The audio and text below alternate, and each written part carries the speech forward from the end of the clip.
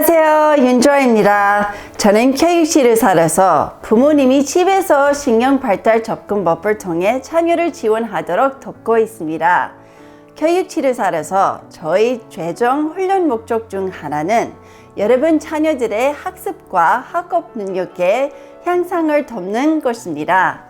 그렇기 위해서는 아이가 학습을 통해 받아들이는 정보를 처리하기 전에 먼저 뇌가 학습 처리를 잘 할 수 있도록 최고의 환경, 즉 학습 처리를 위한 단단한 기초를 조성하는 작업이 필요합니다.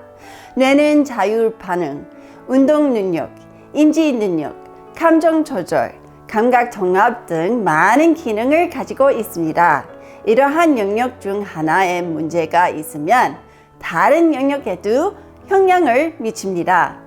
특히 감각 정보를 처리하는 능력은 운동 능력, 사회적 능력 및 학업 성취의 발달을 위한 기초입니다. 어느 한 감각 시스템이 잘 작동되지 않으면 학습에 필요한 영역으로 에너지가 집중되지 않고 작동이 잘 안 되는 다른 영역으로 에너지가 쓰이기 때문입니다. 따라서 신경학적으로 말하자면 아이의 학습 능력이 발휘되기 위해서는 두 뇌가 먼저 잘 조직화되어야 합니다. 그래서 지금까지는 활동 훈련을 통한 뇌 조직화와 감각 처리 개선에 도움을 주는 것에 집중해 왔습니다. 아이가 정보를 받아들이고 처리하기 위해서는 7가지 기본 단계가 있습니다. 첫 번째 단계는 정보를 감지하고 수용하는 단계입니다. 일단 정보가 수용되어야 유지될 수 있습니다. 두 번째 단계는 감각관을 통해 수용된 정보를 활용하는 능력입니다. 세 번째 단계는 수용된 정보를 조직화하고 처리하는 능력입니다. 네 번째, 다섯 번째, 여섯 번째, 일곱 번째 단계는 각각보다 높은 수준의 학습, 사회적 기술, 작업 기술 및 복합 과제 수행 기술을 다루게 됩니다. 오늘은 학습의 처음 4단계에 초점을 맞추고자 합니다.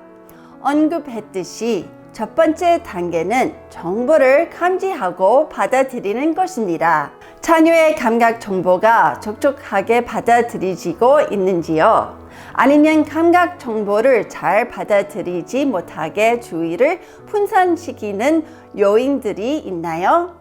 조직화되지 않은 중추신경계는 정보를 총화히 수용할 수 없고 받아들인 정보를 잘 활용할 수 없습니다. 아이가 이러한 신경학적인 혼란을 겪고 있다면 일상의 어떤 특정 자극으로 인해 매우 당황해 하는 것을 보게 될 가능성이 큽니다. 이러한 아이들은 여기저기로 계속 신체를 움직이기 때문에 쉽게 알아볼 수 있습니다. 이들은 학습을 위해 반드시 몸을 움직여야 합니다. 기본적인 감각 능력이 떨어지는 아이는 자주 과잉 행동을 하는 것처럼 보입니다. 하지만 사실 아들이 과잉 행동을 하는 이유는 자신들의 움직임을 통해 필요한 감각 자극을 스스로 생성하기 위한 행동일 수 있습니다. 두 번째 단계는 감각기관을 통해 수용된 정보를 활용하는 능력입니다. 이것은 특히 청각 및 시각 정보 처리 능력을 나타냅니다. Where's the gorilla? Gorilla! Yay! Good. Esther? Esther, Nuta, where's the jaguar? Jaguar. Yeah! Roar! Jaguar. Where's the elephant? Elephant. Yeah. Elephant. Good job. Esther? Yeah. Esther, where's the frog? Frog. Yes, ribbit, ribbit. Good job. 결론적으로 부모님이 자녀의 시각 및 청각 정보 처리 방법을 도와주시는 것이 학습 능력 발달에 필수적입니다. 시각 및 청각 정보 처리를 돕는 활동은 에피소드 11과 14에서 소개하였습니다. 정보 처리 능력은 아이의 미래를 여는 고단한 발달 요소입니다. 아이가 글을 읽고 어떤 그 뜻을 이해하고 활용하는 방법을 배우려면 5자리 이상의 청각 처리 수준이 필요합니다. Okay, what was this? 2. Good job. 9. Good job. 10. Good job. 4. Good job. 6. Good job. 5. 아이가 정보를 적절하게 수용하고 처리한 후 셋째 단계는 수용된 정보를 조직화하고 처리하는 능력입니다. 정보 저장과 조직화는 두 뇌의 우세성과 직접적인 관련이 있습니다. 아이가 뇌의 우세 방구를 확립했는지 여부가 정보를 저장하고 배운 것을 기억하는 능력에 직접적인 영향을 미칩니다. 아이가 우세성을 완전히 확립하지 못했다면 아이는 자주 자신이 배운 것을 일관되지 않게 기억할 것입니다. 뇌 우세성 확립을 돕는 활동들을 소개했으니 참고해 주세요.